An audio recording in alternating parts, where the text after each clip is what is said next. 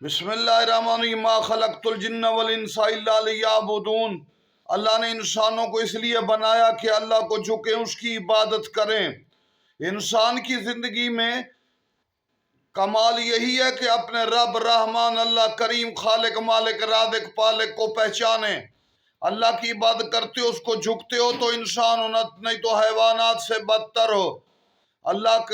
اللہ کا نہ کوئی شریک ٹھہراؤ، اس کی عبادت کرو، نماز پڑھو۔ اللہ رب رحمان نے ہمیں اپنی عبادت کے لیے بنایا، کھانے پینے سونے کے لیے تو یہ ہماری ضرورت ہے۔